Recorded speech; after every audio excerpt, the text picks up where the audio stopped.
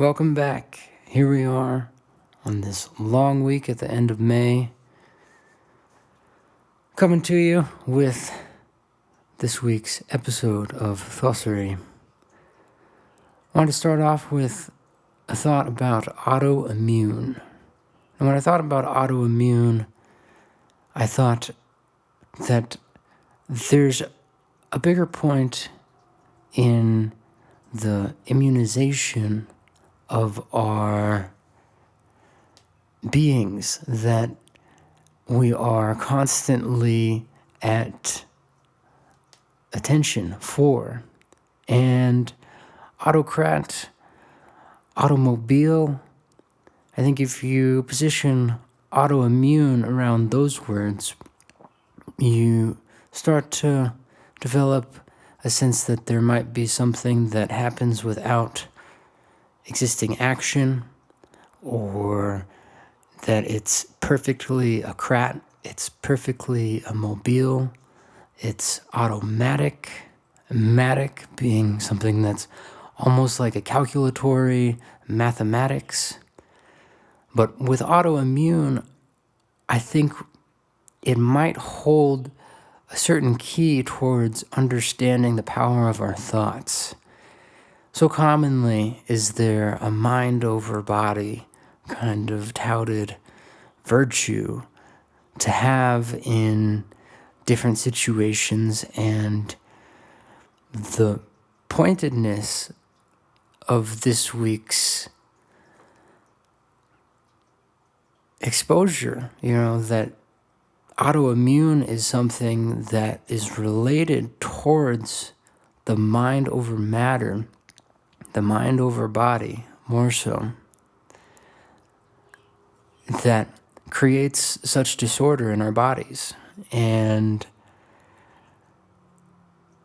the biggest hope with the necessary kind of belief that there's going to be something found at the bottom of this well I'm proposing here is that as our thoughts are directing our cells in the motions that they come across, those cells are picking up on certain directions at a cellular level.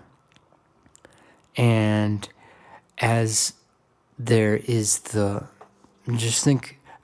mental, I am going to punish my body and it cannot speak back to me, the immune systems come on and at many times, I believe, start taking that direction at a dangerous and life-threatening direction. This week, I'd like to thank antibodies in all their different forms, that there is the answers to what is created in nature, and many times they heal us of our sicknesses, and maybe with further exploration, there might just be an application of antibodies into our thoughts, that we need the right vaccinations, and that within that kind of conceptual space, that antibodies ought to well be thanked. And then what is so the body? I'm not sure. A little bit of our minds, a little bit of the world, but most hatefully, there is its best application towards the balancing and coming resolve of that which threatens an eternal position, an eternal presence, an eternal pontification of life's true meaning and glory. Glossary. What began as a play on the word thought, with a T missing at the end, thos, and then with insight jumped to glossary. Bridge the gap into an available comparison with glossary, and finding the root of that word to be glossa, with the meaning of tongue, it invites one to think that thosa might be seen as the mind's tongue, the area of the brain that articulates the motion of an ideological center in our common understanding of the world in which we live. I seek to explore the current occurrency of normal typicality within our mental modes of cognition. I've recorded sound bites to the sound effects of various frequent happenings that I believe will most help a shaping of advance into further parts of speech by looking at where those words of ours start, the events of change that give us pause. I will use those effects in effect to build each weekly episode onto a based segmentation of what comes to inspire best a partition of the week's news and considerable perspective writings that with every prayerful sighting might bring an evolved ability to adorn our expressions of the language in use with greater fluidity and meaning and complexity toward progression. So, with each episode building a more developed approach and ultimately a larger sequencing of our communication, I will examine the bigger points of view and present a glossary of thinking that, with diligence, aligns missing pieces to the puzzle that is society's confusing mix of histories in a form that I think helps put edge to edge and befitting in many flexibilities, gives access to deeper purposing when it seems most impossible at present to see music in the messy with any clarity.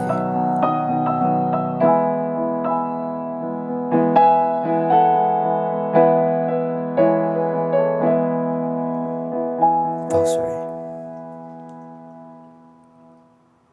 Episode 4. Ready. When I say ready, I want you to think about first the word read. It's ready. And that might be all you need to hear in this week's episode, I think. But I'm speaking most reasonably towards our concept of ready. That we are prepared or that we have some degree of an anticipated action for what is coming. And maybe think about the times in which you are ready. I think it's a matter of fact that you possess something in that moment or you don't, that might be identifiably or objectifiably determined as whether you're right or wrong about being that ready. Now, I think that short note form that being ready is also being ready, that you actually might take the shell off of that word and think about being ready as something that you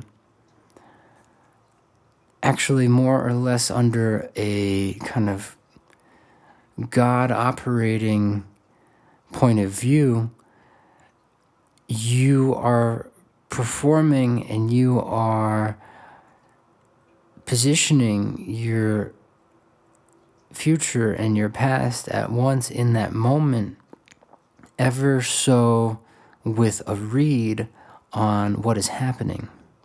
And to be so ready is to have a concept that is going to best serve what? Yourself or your idea of where you might think you want to go, or particularly, might that all just be a never-ending web of your confusions about exactly what you've maybe read? I think there's an idea that also is representatively of false ready, that is kind of that operative evaluation that occurs when maybe something upon your readiness is not in its proper and well-directed form at the outset of whatever kind of action you're considering you maybe had a false readiness for. I mean, it's a common idea that you might have thought, oh, well, I wasn't ready for that. But maybe with some more time trying to think deeper into this purposed, expose of what is ready, maybe you could think about all the different ways in which you were exactly ready for where you were going, or that there was a falsitude to your readiness. And with that false readiness, I think from my understanding, from my complex attitude towards the Word of God, and not necessarily the gospel, but that which is so spoken before you in the state that you could comprehend it, one must try to apprehend a sense for whether or not something was calling you to maybe doubt that word beforehand, or maybe something was causing a distraction, I'm saying, from your readiness or what you anticipated. How much is anticipation something that is exactly what one would look to in order to become so, quote, ready?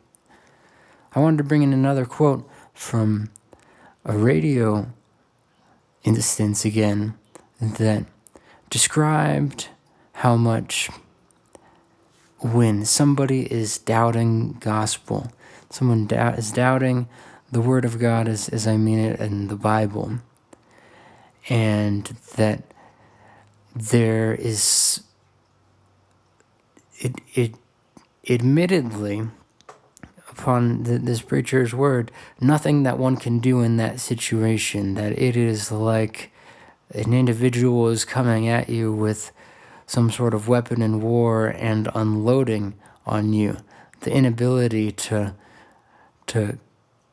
suffer the doubt through if it was to continue.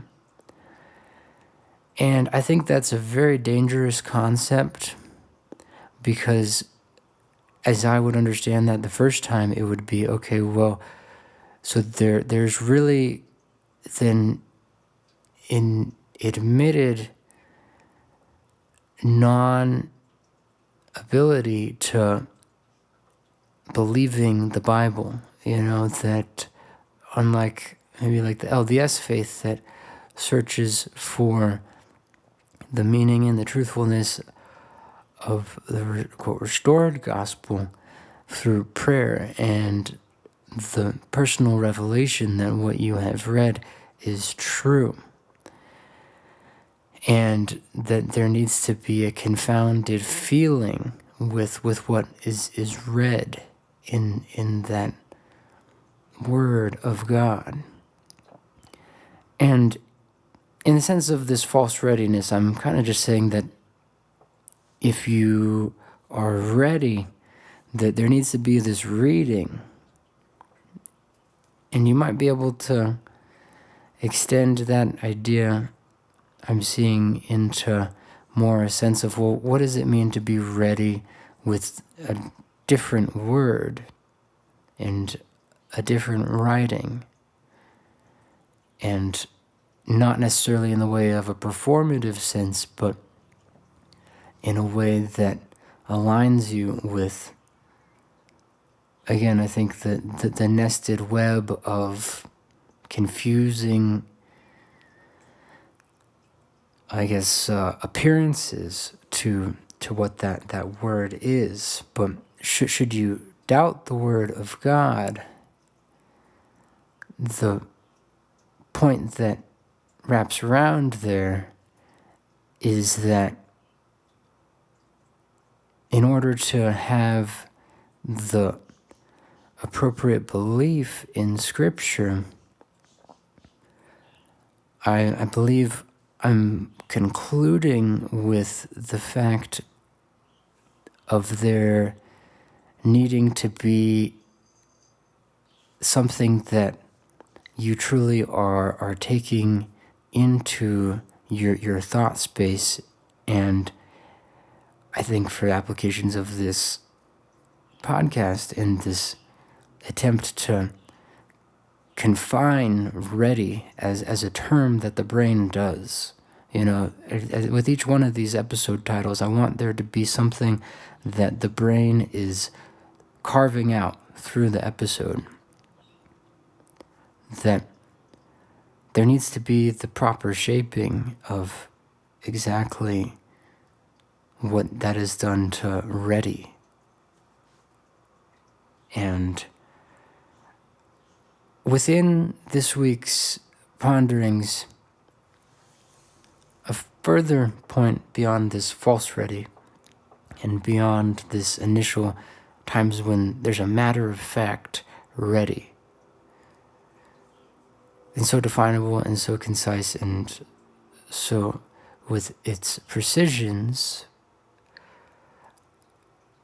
with different future instances where you might consider being ready, because how often can you even think about, am I ready? Are you ready? I think there can be kind of this circular, I wrote reasoning for my notes, and as so ready. So when you think about circular reasoning, I think, first of all, I think that it's sort of like, well, the means define the end a little bit, but the end defines the start, and it is reasonably something that can be this biased kind of maybe a halo even of the operative purpose that it holds. The instance of this as inspiration came from preparing for something and getting into that right mindset before I went and did that one thing, and observing that I was kind of unable to get a sense for, okay, I'm doing this action right now. And I think that's going to be the key point. There are certain things, okay, I'm going to do this one motion, and you can begin to embody and you can embrace that action into your preparations, and then you can go and you can try and you can do it. But other times there's so much else going on that what you're trying to study this chapter and that chapter, and you need to have your modalities of some past intelligences together. And so, well, when you're getting like that and you're getting to that point, you're starting to encompass beyond into something that hopefully maybe finds a one ready. So as like a one identity and like a true self kind of recce all together here. I think there's something beautiful about knowing that attending towards an idea of being ready with further diligence, further creative expansions on what ready really is, might really help one construct a more solid basis towards becoming the one fluid identity that you seek to.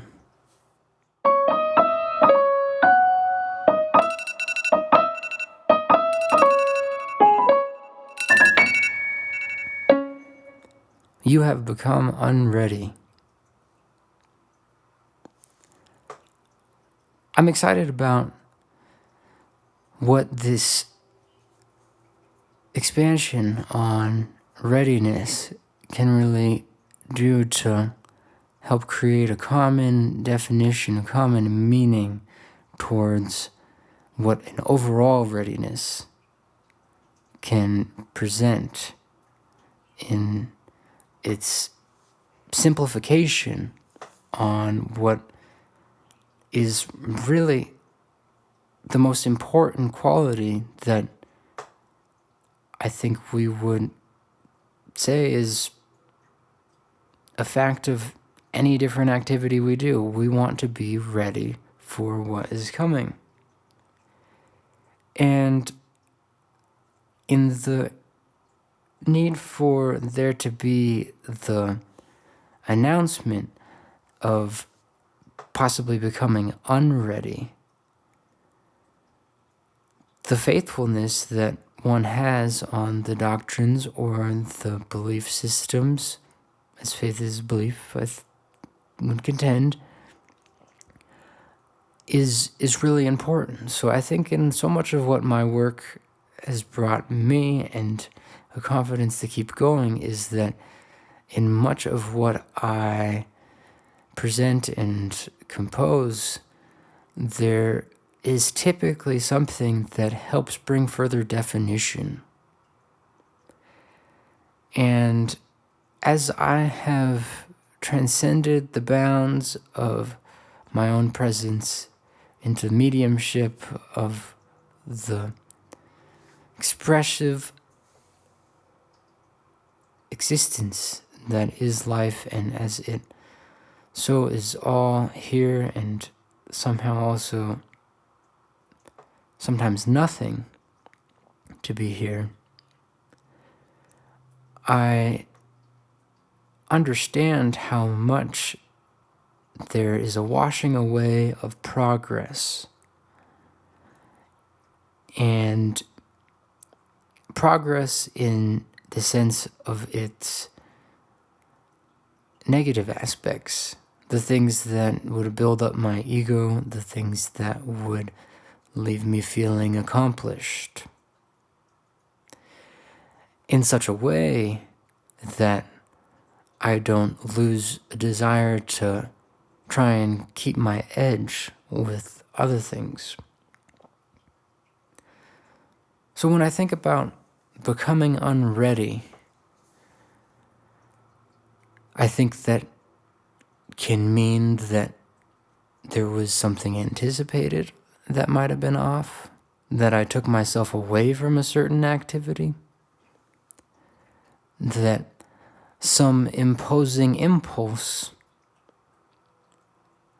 stirred my understanding in such a way that brought maybe one of those distractions, so spoken. And I'd only say that I think some sort of alarm response towards becoming unready is something that can't necessarily be stopped, and when it comes at the most dire situation of our proposed developed and nurtured readiness, there's a question, I guess, of, well, where did that readiness go? And as far as that one identity idea that I brought amongst, and what is kind of an undoctrinated doctrine of following one's true purpose, such to trust God with your life in His hand, with the expectation that he has a plan for you, there's maybe the back end route of knowing that if you're always becoming ready, those alarms will spend less and less time going off, possibly. Or within the read that you have on the universe, maybe you can follow a path of always being ready. So I hope you have the chance to understand where those alarms of being unready can take you if you're always being ready. And without further diction towards what might be interestingly brought forth with the sense of inadequacy one might have looking at some of like the words that come from a spelling bee. The words that people are winning on, and to think about expanding one's vocabulary. What is missing from those that have working knowledge of such the energetically meaningful dichotomy, which is the lexicon of those many, many words, it's just to be less meaningful in the short and sweet. And so there's reasons to learn many words, but not if other people don't know them or would feel maybe offended by the fact that you sliced and diced the world in such a decidedly authoritarian way.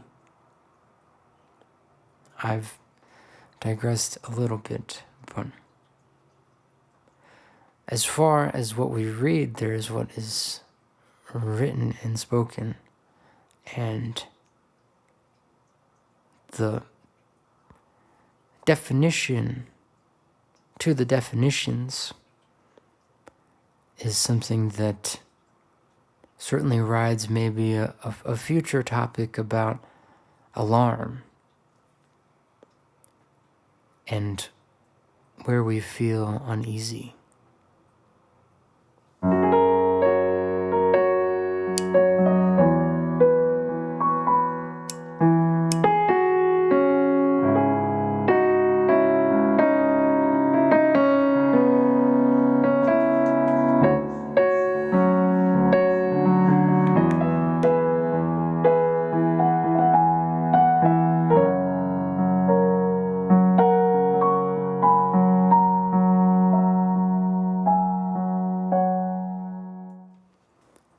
Ready?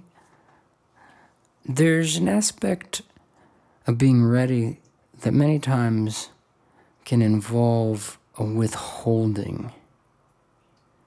And I believe that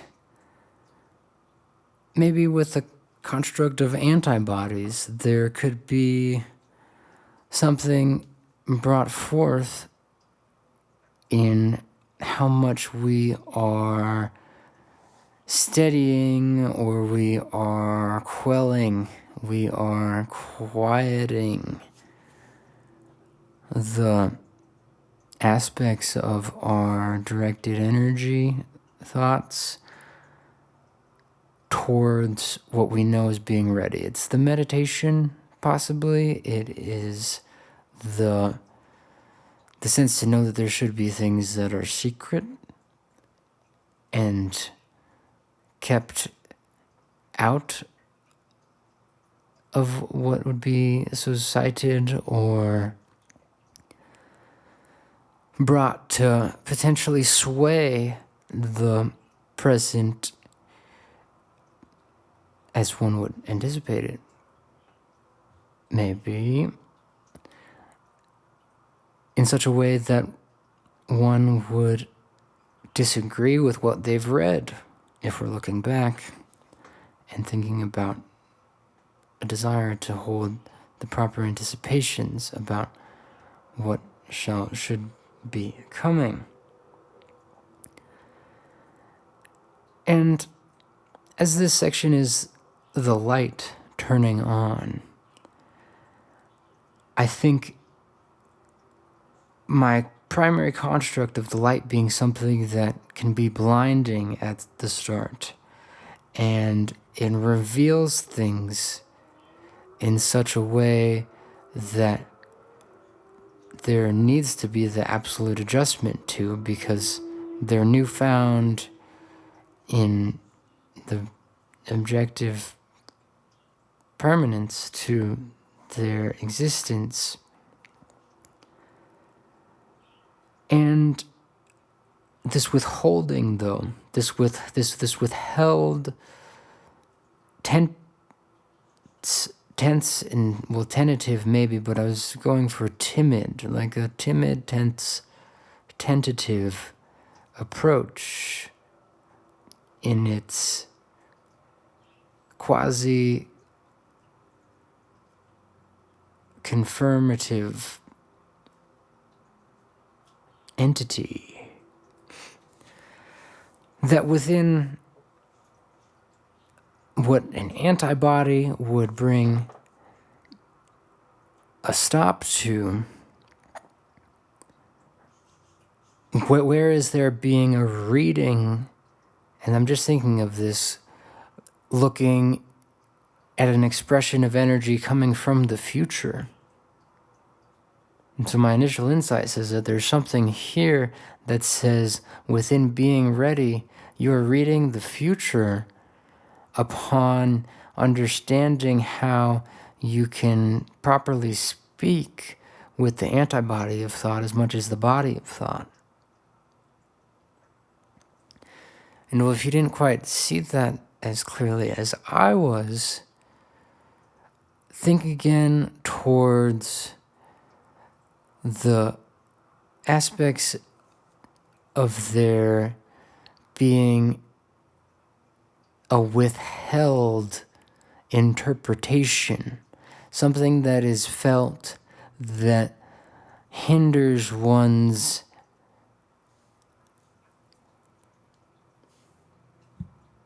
expression. I don't know exactly, because it's misplaced to say that. I want to say that it's something that is coming forth at the right balancing to this predictive kind of sense I'm thinking of. That truthfully, our decisiveness about withholding something to be ready, a shooing of a feeling, our decisiveness to that within its interpretation might be truly a hearing of something that, within some inverse, I'm saying, within some antithetical, constructed, metaphorical, psychological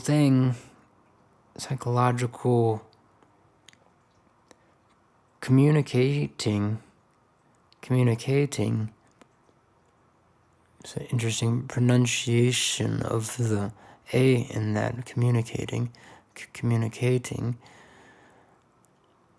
as I've found in a previous word,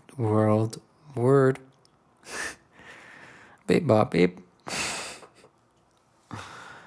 the exorcist, instead of saying exorcistic, the exorcist, this communicating, is something that I appreciate, I think, because it centers what communicating, and the accent might fall on that ing later if you really make that hard A in there.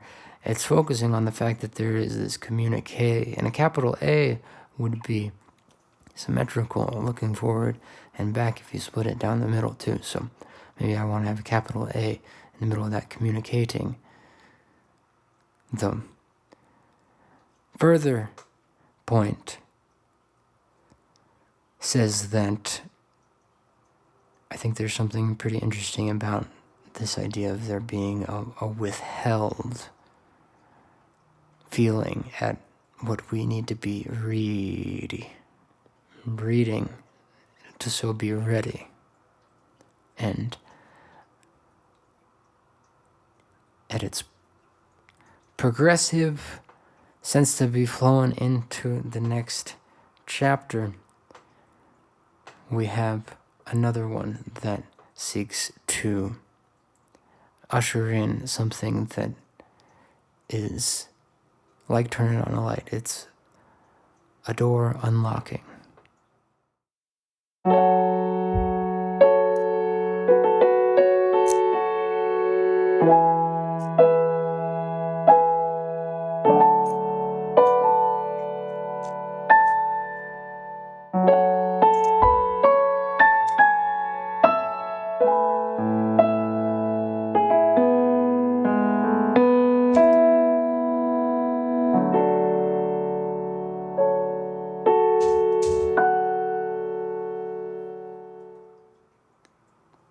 Where in the world are the areas where I don't need to be ready? This idea began with kind of a mental tongue twister of the aspect of driving that is so predictably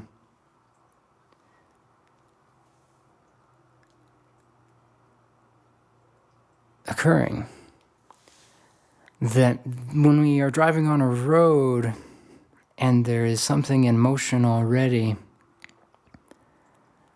there's what's already happening, and within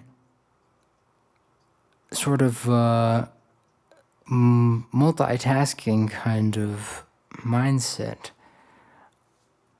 I've felt that within some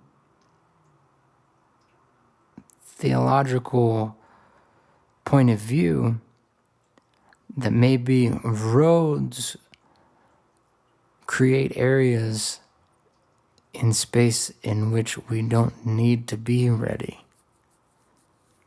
And maybe I was just caught on by the fact that the change in the allowed awarenesses in those moments free up space to where you could maybe only say that if you could create your life so much along these roads, you could expand what it would mean to be more of a traditionally ready. And this insight seemed to be one to be excited about. And I think for the fact that being ready or preparing to be ready, it takes something out of you. And to be coasting or to be trusting of the form of the world around you in a way is representatively kind of putting a pause on what being ready is.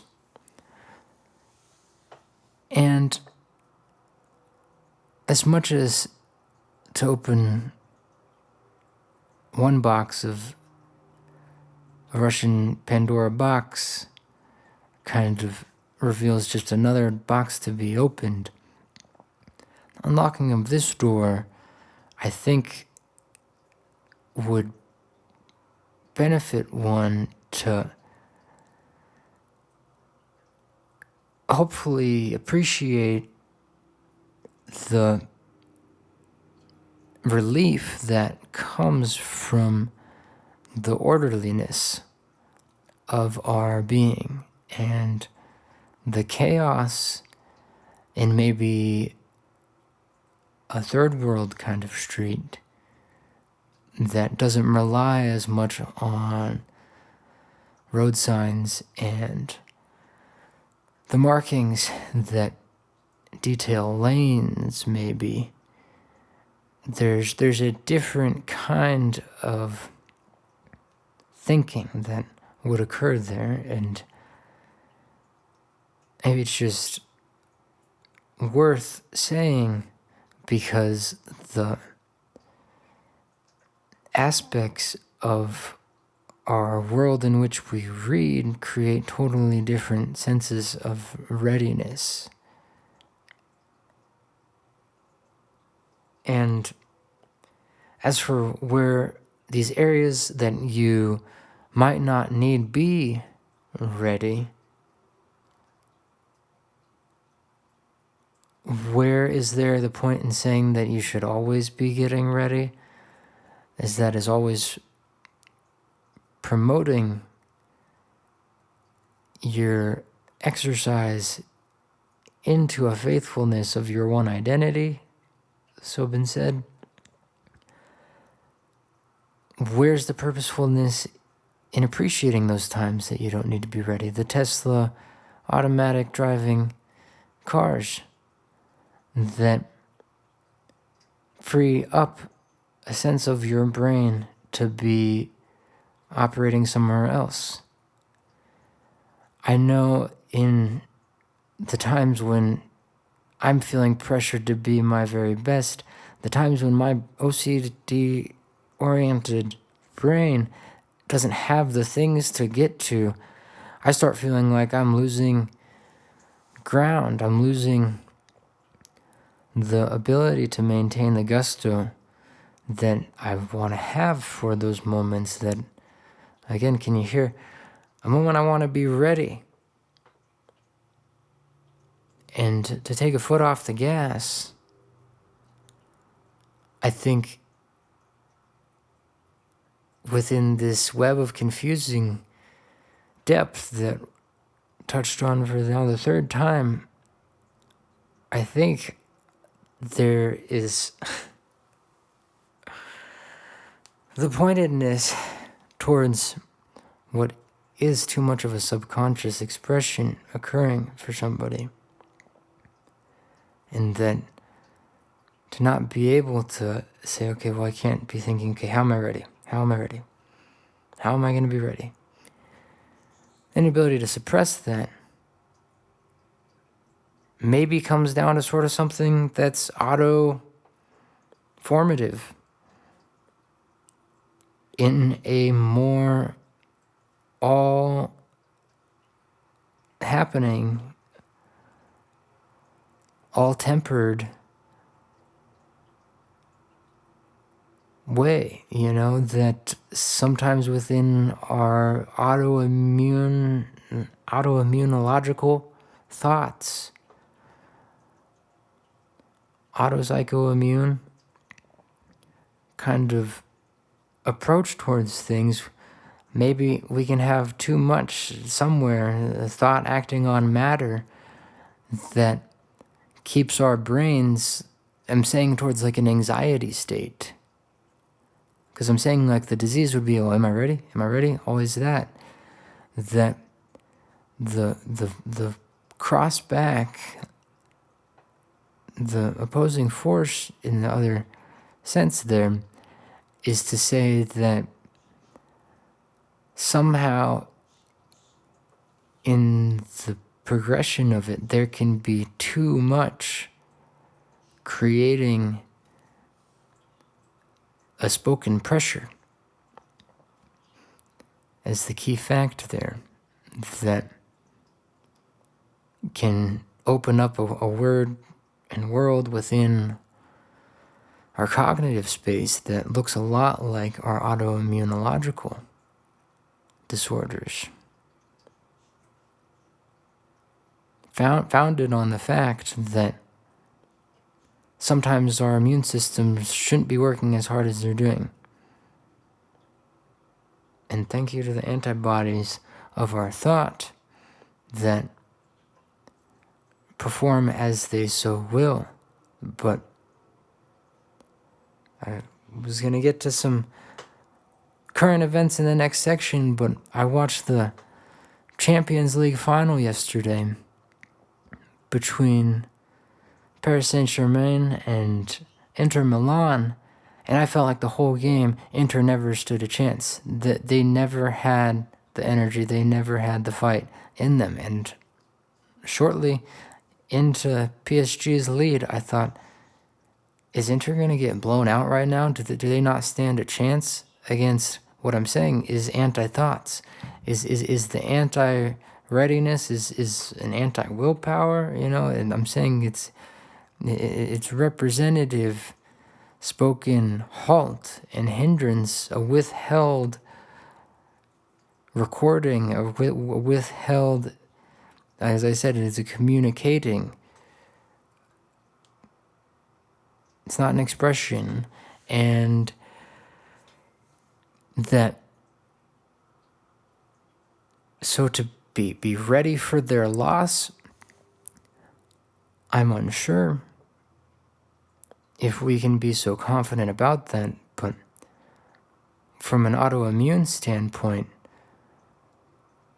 the predictiveness of where autoimmune disorders seek, in what I started out here all with at the very, very beginning, they're seeking towards establishing that mind over body, and that's disordered approach towards where a timeliness could be, accurately speaking, the extemporaneous, non-temporal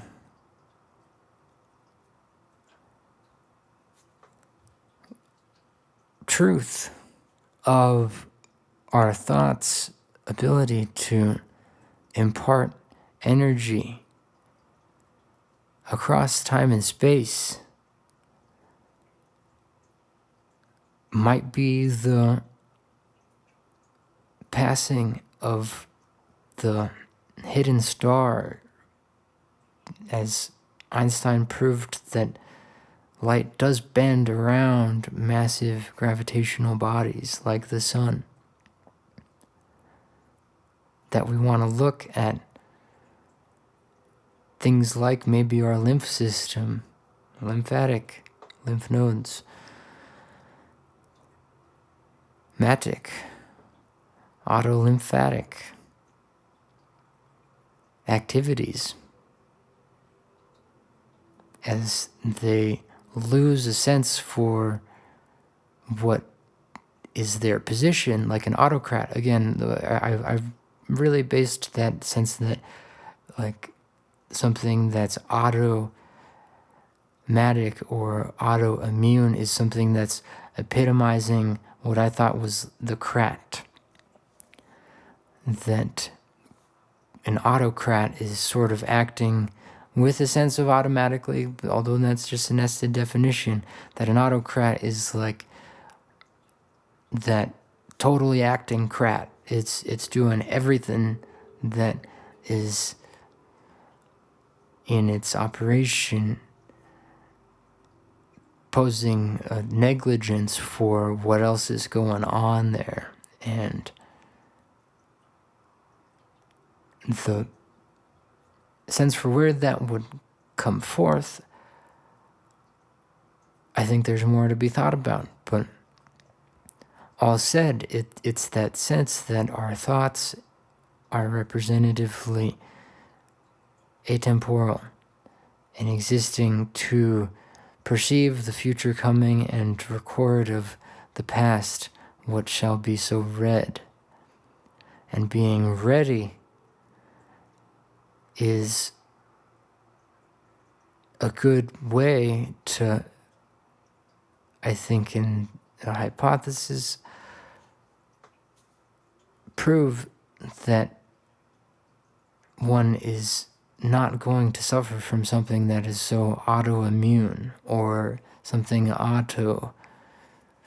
if there could be something beyond the sense that our bodies, before we understood that they were being abused in ways that were challenging to their normal functioning, that different parts of their body were picking up on this mentality that was driving them to coincide or co-inhabit in a conceptual way this sense of I am taking down this body, and what do I need to do to that? Oh, this, and everything that follows is going to be that factful, needed tiding towards where that auto something, I mean auto, more to auto ready.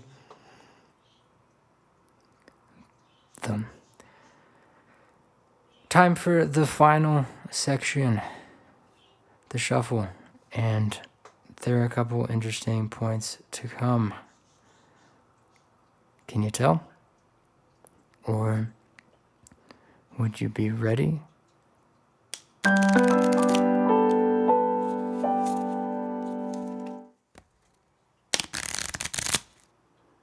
All right.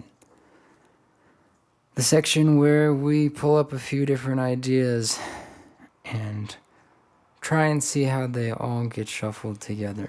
But here are kind of my hot topics. Here are the things in which I will put into a random list generator and see what we have. Number 1, destroyer of world. The concept of destroyer is something that immediately for me breaks down into D and stroy, which is almost like story, but the R and the O are switched in their placements and the ER comes at the end. But for what there is a destroyer of world, and in destroying with the right kind of consciousness and care can sometimes be the pinnacle problem to solve in a given operation. Think of nuclear power. The proper destruction of radioactive material is something that we can only really trust nature and its natural characteristics for. And also of the world, or a destroyer of world, is kind of just a little bit of a pop culture, kind of comic book, kind of all put together kind of expression here that I think is within the bounds of being ready, because supposedly the insightfulness of this week has just brought it together. But are you ready for it to find the right deconstruction, the destroyer, destroy, destructor, destroyer? The destroyer, I think it's a story kind of founded concept, actually. It doesn't have to do with something physically being made. It's a story.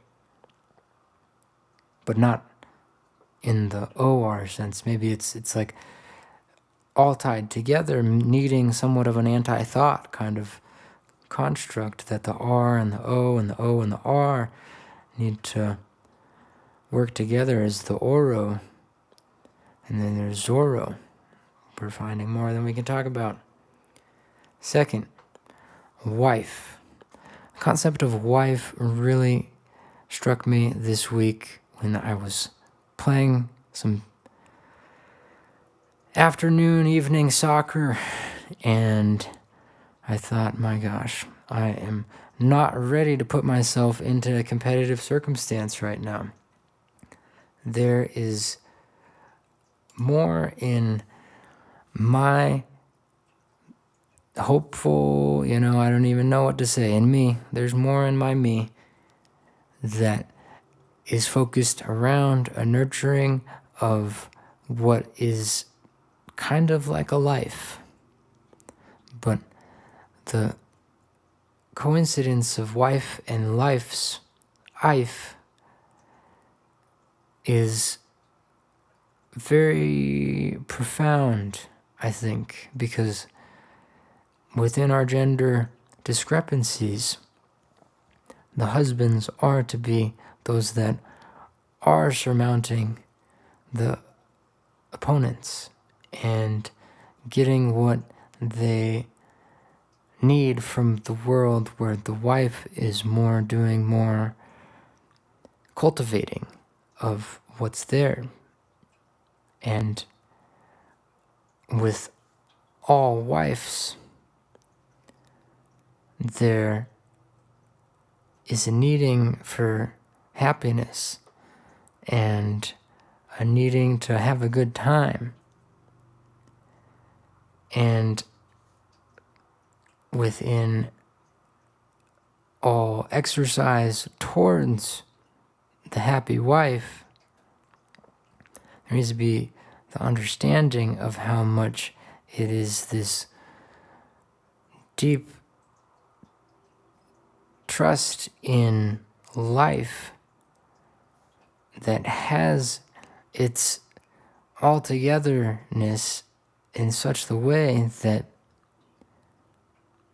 it's not a life, but it's its own little microcosmic force of life, right? I mean, within the analogous kind of arguments towards what are the truthful structures and like patternizations of our nature and matter, cells and living being forms of successful promenade towards God and within the universe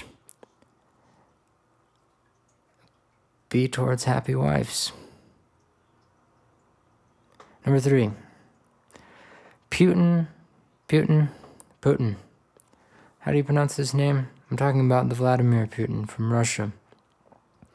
He wants one thing, and within the pop culture, and it's disgusting, or so forth, towards saying that wanting one thing is a tough kind of thing to ask for, that I think Putin wants to poke the bear. I think he is playing more of a attempt towards showing the world that not only does Russia have immense power and need to be incorporated in a way that it's not right now, I think that it realizes how many people of the world, if they didn't know such a war was going on or this or that, they wouldn't acknowledge all the wars that are going on a more localized front within businesses and within resource competitions. I came to this thought seeing one of the recent news articles that so forth, he dropped another set of bombs on this city or that in Ukraine, and I don't know what kind of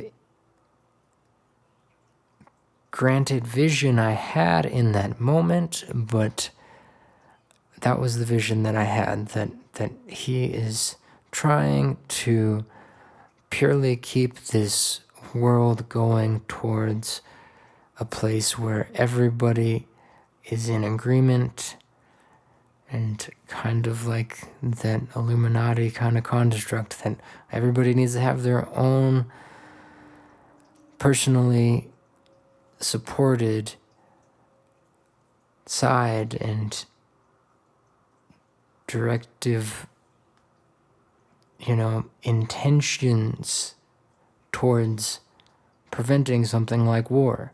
Or if he knows that certain parts of the world's atrocities, matter of fact, for what we need to not lose touch with, will not be covered in the ways in which they will be, maybe I could have said and need to be, that he has no problem creating that kind of issue, because within Russia's advance, within kind of the psychonaut sphere of things, and their work within Stargate's kind of general applications, the future warfares of mind control, he understands that there must be some atrocity, and if it's not going to be this or that, we will make said worries and the enacted beliefs that one is fighting for the better world are there and not subsiding and seceding towards, a false utopic kind of, I'm going to believe everything is great and I'm not going to suffer from depression, because that's not the right kind of thing to be doing. I can be above that, right? This whole episode is started and founded upon reading and knowing what's going on, and I truly believe there's so much that we do not understand is going on, and I think Putin understands that we ought to know that he is fully ready to both carry out those acts of war and, again, at this point of this section, chapter, show altogether that we should be worried. Number 4. Is there a false news article that would say Trump visits Canada's Carney, the new Prime Minister of Canada, who is vehemently opposed towards the potential, it's not secession, secede? What is the word? If Canada would become a part of the United States, that seems totally out of the question. But you know who Canada's Carney, Mark Carney, I think I should know maybe less confidently, who he has brought to Canada? The King of England. And that should tell you one thing. Number 5, the fact that ready and easy are very close to one another. I wrote for this point the Reezy Eddy, the Reezy Eddy, as we'd so have to sort of pronounce it. We don't have Eddy as a word, kind of maybe is actually ED. And well, what's Reezy, Raggy? There's only just the kind of aesthetically kind of sweet. Like I see that written on my list here, and I think it kind of looks like a candy. But if you were to think about easy and being easy ready, I said about easiness earlier, that we might come upon an uneasiness. And so I think I'm kind of getting the picture that if we switch the R over to the beginning of easy, and we try and look up what ready was with the R at the beginning of the word is kind of an incomplete N,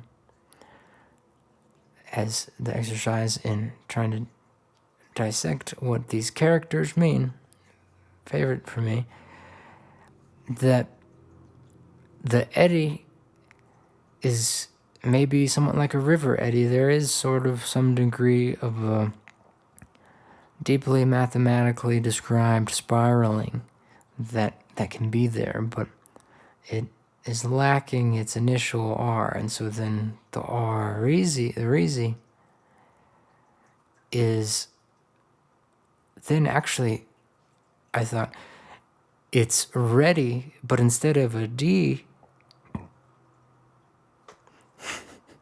it's an S. And we're into the 1 hour mark. 1 hour and 6 minutes here. But the Rizzietti, I think that might just have to lack the definition currently to be something of our time and interest. So number 6, and maybe we have some monarch sympathizers here. Do we have some authoritarian-minded individuals that just love the king and queen because they support Canada? I'm not sure. The point of that number 4 that I have here, where it's somewhat of a shock for this Trump-poised visit, is that I think there's probably some hypocritical nature going on, that people need to be looking at this Mark Carney guy who's trying to entice the monarchy on over, who also graduated from Harvard. If we're trying to look at whose side is who's here, I think it's, again, there's a drawing of a hypocritical perspective that people are thinking that Trump is going to be this authoritarian figure, when in actuality, I explain some of his excessive executive orders on a basis that the mandate, that control of the Senate and the House, is something that he is sort of trusting, and rather than writing those bills within the legislature or trying to get it passed through that and all these different opinions, yes, it is looking like it is Project 2025, however prophesied to be what was going to be, what that was, founded, heading towards. But I think we can excuse a little bit of this authoritarianism that is so prescribed towards the understanding of Trump's actions as more or less him just sort of jumping to the point. But again, there is no reason to be saying that people should be feeling comfortable. I think, I mean, how confident can I be other than just knowing that it is a constitutional monarchy, and I've made points against that being something that is effective as a governing body in Canada. Canada has a constitutional monarchy. What a great practice here. Number 6, North Korea and me. This one came about watching the North Korean activities recently, and influencers are like trying to get every ticket they can there because it's going to pop their content off, and people want to see the things that they can't normally see. So within all of that activity, there was then the decided, no, we have to keep everybody out. I've had a moment like that.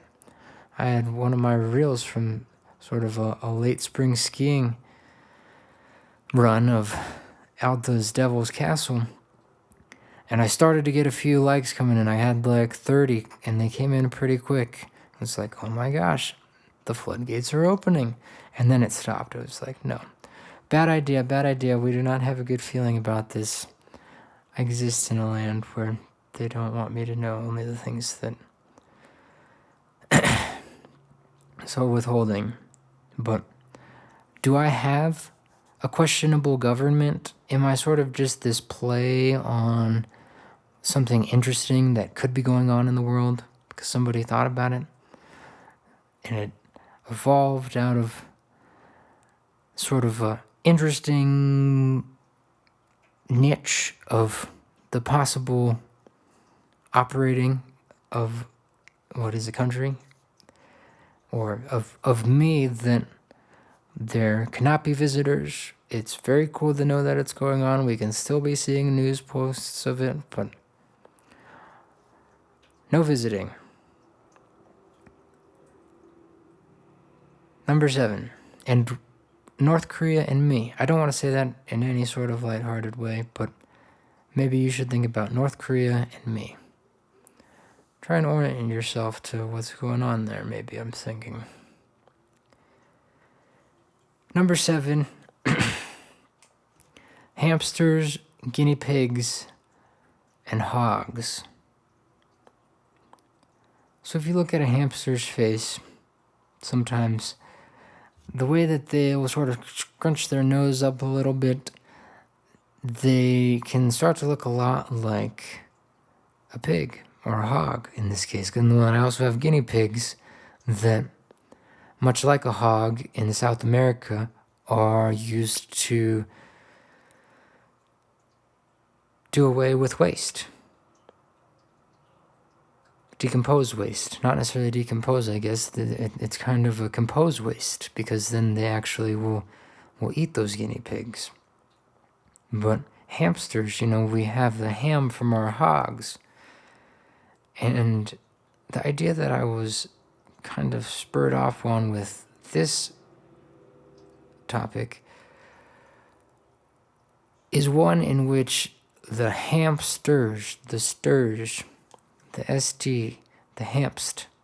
What's the hamst?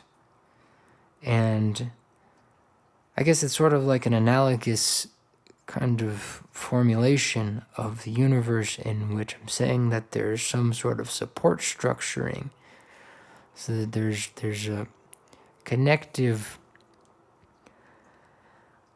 kind of reliance between hamsters, guinea pigs, and hogs. That I got a couple hamsters recently, and I think they are social animals. I think they're happy to be living together. They all 3 sleep great in their little house, and they lay around, just like good old buddies. Occasionally there's a little bit of play fighting, but you know what? Hamsters, when they're young, they live with their whole litter, and they learn to play fight a little bit. I absolutely think, in the right sense of an energetically clean and loving environment, I think for the life of my hamsters, I will see that they regress a little bit. Maybe we don't want to say they digress. They digress towards being like those little babies again. And I couldn't keep 2 females without them having an opportunity at a male, too. And I think I'm going to get a lot less nibbling at some of the cage, and I think that they're much happier to have a mate and aren't trying to escape nearly as much because their needs are being fulfilled. But can I eat a little bit more pork with a sense that I'm generally bringing a positive appreciation that is healthy for the hogs that we eat? Number 8. I have this as Monfils Hope. The French Open is going on. The third round is underway, and a French player, the last name Monfils, is, I believe he's out of the match now. He might have lost in the second round, but he won the first round.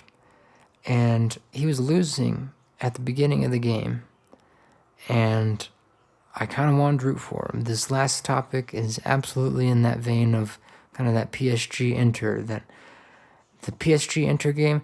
I felt like I was stupid to try and like put my energy behind Inter, but Monfils, I had that moment like, oh, I could see him like winning at least a set here. Let's see this go on a little longer. And I think he actually came back and won it all. I think he won the last 3 sets of the game or match that I was watching. But as just the final point to this whole card shuffle, I think it serves well to know that I felt and I bought in towards hopefulness in that moment, watching Monfils. And I went and I took care of some things that I needed to around the house. And I thought of speaking about this instance when I was doing that cleaning, and how my happiness and my fulfillments, again, were carried into more of the personal. And maybe there could be more said about kind of the benefit of healthy sport watching and the support that one can really get a lot out of in cheering.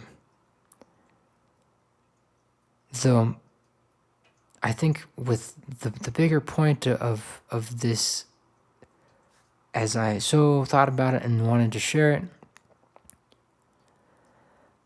it wasn't necessarily like just that idea that we root for things and we carry things off and this and that. It actually more taps towards that circular reasoning of maybe not readiness, but kind of hope, and how hope ties into being ready.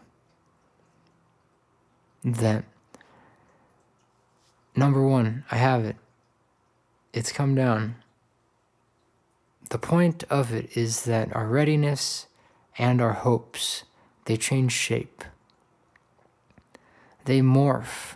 Our hopes carry us sometimes from one thing to another.